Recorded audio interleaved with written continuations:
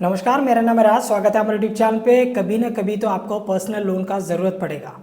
अगर आपको ज़रूरत है पर्सनल लोन या फिर ज़रूरत पड़ने वाला है पर्सनल लोन, तो फिर क्या क्या डॉक्यूमेंट्स रिक्वायरमेंट है उसके बारे में मैं आपको इस वीडियो में बताऊंगा। साथ ही साथ आप कितने तक लोन ले सकते हो उसके बारे में भी हम इस वीडियो में थोड़ा सा डिस्कस करेंगे, ताकि एक आपको आइडिया लगे। और इसका रेट ऑफ इंटरेस्ट कितना जाएगा उसके बारे में भी एक एक करके हम डिस्कस करेंगे।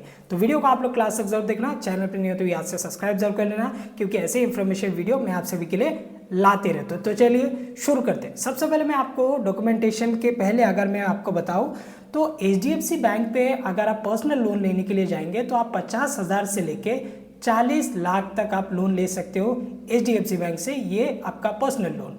अब 40 लाख आपका सैलरी कम है तो फिर उस हिसाब से आपको 40 लाख तो लोन देगा नहीं, आपका सैलरी के हिसाब से आपको लोन दिया जाएगा। एक चीज़ का भी याद रखना, क्योंकि काफ़ी सारे कस्टमर्स ऐसे भी रहते हैं जो लोग कमा रहा है 20,000 लेकिन उनको चाहिए 25 लाख का लोन, 30 लाख का लोन। तो ऐसे पॉसिबल नहीं है और कोई भी बैंक आपको इस तरीके का लोन नहीं देगा। आपका EMI कितना जाएगा उस हिसाब से आपको एक डिसीजन लेना है कि मेरा सैलरी इतना है, इतना मैं लोन ले सकता हूँ, इतना मैं चुका सकता हूँ। बाद में होगा ऐसे कि आपने हद से ज़्यादा ले लिया, कुछ एडजस्टमेंट करके, कुछ डॉक्यूमेंटेशन यहाँ वहाँ करके आपने ले लिया, बट आगे जाके आपको तकलीफ हो सकता है। कॉन्फिडेंस के साथ में 2-4 महीने भरेंगे, लेकिन इसके बाद में आपको तकलीफ हो चुका है तो फिर आपका घर पे आ जाएगा बैंक वाला।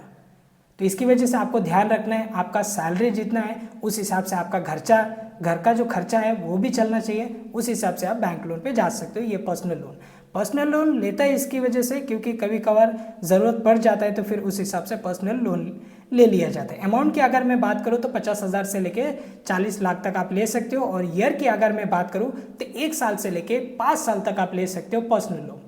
आप ले लीजिए, 1 साल में अगर चुका सकते हो तो 1 साल के लिए ले लीजिए, 4 साल, 2 साल, 3 साल, जैसे आपको चाहिए वो हिसाब से आप ले सकते हो personal loan. Rate of interest की अगर मैं बात करूँ तो पर्सनल लोन पे रेट ऑफ इंटरेस्ट जो रहता है वो आपका रहता है 10.9 से लेके आपका 21% तक है। आप ये जो रेट ऑफ इंटरेस्ट है ये डिपेंड करेगा कि आपका सैलरी इनकम, आपने ऑलरेडी पहले लोन लिया है, कुछ कंज्यूमर लोन वगैरह लिया है, आपने अच्छी तरीके से चुकाया है, आप पहले से लोन ले रहे हो, अच्छी तरीके से चुकाए हो, आपका सिविल बहुत अच्छा है, तो उस हिसाब से आपको रेट ऑफ इंटरेस्ट कम लगेंगे। ये जो रेट ऑफ इंटरेस्ट ये फिक्स नहीं है, ये आपका प्रोफाइल के ऊपर डिपेंड देता है कि बैंक आपका सिविल वगैरह चेक करके आपको कितना रेट ऑफ इंटरेस्ट लगाता है। तो एक बार आप बैंक से डिस्कस कर सकते हो कि मेरा ऐसे ऐसे सिविल स्कोर है, मैंने पहले भी लोन ले चुका हूँ, कंज्यूमर लोन लिया हूँ। होता है ऐसे नहीं, AC, फ्रिज, TV, पंखा जो भी है, कोई EMI पे ले लेते हैं, कंज्यूमर लोन पे ले लेते हैं, तो कैसे सिविल बहुत जल्दी इंक्रीज हो जाता है। तो बैंक भी क्या सोचता है कि जब इसने लोन लिया 30-35 हज़ार का, 40 हज़ार का कंज्यूमर लोन, तो उसने अच्छे तरीके से चुकाया, तो हमारा भी जो पर्सनल लोन है वो बहुत जल्दी से चुका देगा और कोई भी EMI बाउंस नहीं होगा। तो इस हिसाब से आपका बैंक आपका प्रोफाइल के हिसाब से आपको रेट ऑफ इंटरेस्ट लगा के देंगे। तो ये तो हो गया आपका रेट ऑफ इंटरेस्ट, जैसे कि मैंने आपको बताया 10.9 से लेके 21% तक आपका जा सकता है। और अगर मैं अमाउंट की बात करूँ तो 50 से लेके 40 लाख तक, ईयर 1 से लेके 5 साल तक। तो चलिए अभी हम लोग आ जाता है कि डॉक्यूमेंटेशन क्या क्या ज़रूरत है। अब काफ़ी सारे लोगों का मन में ऐसे भी ख्याल रहता है और ये बोलते हैं कि जो डॉक्यूमेंट्स है, क्या हमें ओरिजिनल डॉक्यूमेंट सबमिट करना पड़ेगा पर्सनल लोन के लिए? तो एक चीज़ मैं आपको कंफर्म कर देता हूँ, जिनको नहीं पता स्पेशली उन लोगों के लिए है ये, क्योंकि काफ़ी सारे लोग ऐसे बोलते हैं कि हमारा जितने भी, चाहे वो घर दिखा के लेता रहेगा या फिर कोई सैलरी दिखा के, कोई बिजनेस दिखा के, तो क्या उसका ओरिजिनल डॉक्यूमेंट्स बैंक को सबमिट करना पड़ता है? आपका KYC डॉक्यूमेंट्स हो, चाहे वो आपका इनकम डॉक्यूमेंट्स हो, क्या वो ओरिजिनल देना पड़ता है? बिल्कुल नहीं, आपको ओरिजिनल डॉक्यूमेंट देने का ज़रूरत नहीं है। आप कॉपी दे सकते हो उनको, फोटो कॉपी आप दे सकते हो, प्रिंट निकाल के आप उसे दे सकते हो। आपका ओरिजिनल डॉक्यूमेंट्स देने का ज़रूरत नहीं है और कोई भी बैंक इस तरीके से नहीं मांग सकता आपका ओरिजिनल डॉक्यूमेंट्स। हाँ, देखने के लिए मांग सकता है, बट सबमिट करने के लिए ये डॉक्यूमेंट्स रिक्वायर्ड नहीं है, ओरिजिनल डॉक्यूमेंट्स। चलिए एक एक करके मैं आपको बता देता हूँ। सबसे पहले आइडेंटिटी प्रूफ। तो इसमें क्या आ जाता है कि एड्रेस प्रूफ। एड्रेस प्रूफ में आप क्या क्या चीज़ें दे सकते हो? आपका पासपोर्ट दे सकते हो, अगर आपने बनाए तो ठीक है, नहीं बनाए तो फिर उसका भी ज़रूरत नहीं है। इसके बाद में अगर मैं बात करूँ तो आधार कार्ड में पूरा एड्रेस रहता है, आधार कार्ड आप दे सकते हो। वोटर ID दे सकते हो, वोटर आईडी कार्ड दे सकते हो क्योंकि वोटर आईडी में आपका रहता है। पैन कार्ड तो खैर मैंडेटरी है, पैन कार्ड आपको देना ही देना है, पैन कार्ड तो आपको देना ही देना है। बाकी एड्रेस प्रूफ के लिए आप दे सकते हो आधार कार्ड, वोटर आईडी यहाँ पर आप दे सकते हो, या फिर ड्राइविंग लाइसेंस भी आप दे सकते हो। ये 3-4 चीज़ें हैं जो आप दे सकते हो एड्रेस प्रूफ के तौर पे। ड्राइविंग लाइसेंस दे सकते हो, आधार कार्ड दे सकते हो, वोटर आईडी आप यहाँ पर सबमिट कर सकते हो। बैंक की अगर मैं बात करूँ तो बैंक में आपको देना पड़ेगा प्रीवियस 3 मंथ और पासबुक ऑफ प्रीवियस 6 मंथ का आपको देना पड़ेगा कॉपी बना के।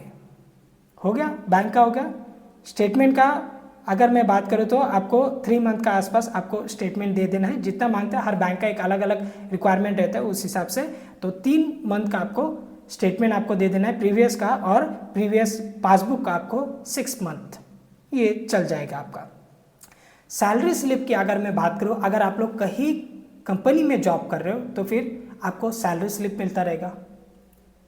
कोई अच्छा कंपनी में आप लोग जॉब कर रहे हो तो फिर आपको सैलरी स्लिप मिलता रहेगा। आपको 2 मंथ का आपको सैलरी स्लिप देना पड़ेगा इसमें। कोई 3 मंथ का भी मांग लेता है, लेकिन 2 मंथ में भी काम चल जाता है। तो 2 मंथ का आपका सैलरी स्लिप रहेगा तो फिर आपका काम बन जाएगा। इसके बाद में अगर मैं बात करूँ तो फॉर्म 16 आपको देना पड़ेगा। अगर कोई सैलरी वाला है तो फिर फॉर्म 16 आपको देना पड़ेगा, वो आप ले सकते हो। फॉर्म 16 का कोई, अगर आप सैलरी पर्सन है तो फिर आपके पास फॉर्म 16 भी रहना ज़रूरी है और रहेगा और आपको मिल जाएगा। इसके बाद में अगर मैं बात करूं तो डॉक्यूमेंटेशन तो ये हो गया। अगर बैंक से आपको ऐसे प्री अप्रूवल मिला हुआ रहेगा तो फिर आपको ये सारी KYC डॉक्यूमेंट्स का भी आपको ज़रूरत नहीं है। ये डायरेक्टली आपका 1 घंटे के अंदर अंदर आपको ये लोन आपको मिल सकता है। अगर आपने अप्लाई किया तो फिर आपको 4-5 घंटे के आसपास तक जा सकते हैं, आपको लोन इजीली मिल जाएगा। अगर आपको ऑलरेडी बैंक का तरफ से अप्रूवल है पर्सनल लोन का कि आप ले लीजिए हमारे बैंक की तरफ से, आप एक अच्छे कस्टमर हो, आपका रिकॉर्ड अच्छा है, मैं आपको दे रहा हूँ 3 लाख, 4 लाख, 5 लाख, 10 लाख का लोन, तो फिर आप डायरेक्टली बैंक में जाके वो पेमेंट को ले सकते हो अपने बैंक अकाउंट में। ये किस केस में होता है? जो लोग अच्छा कस्टमर है, अच्छा सिविल रिकॉर्ड है, अच्छी तरीके से ट्रांजैक्शन हो रहा है, कभी EMI बाउंस नहीं होता है, तो उनको ऐसे ऑफर दिया जाता है। जो लोग ओल्ड कस्टमर रहते हैं एक बैंक का।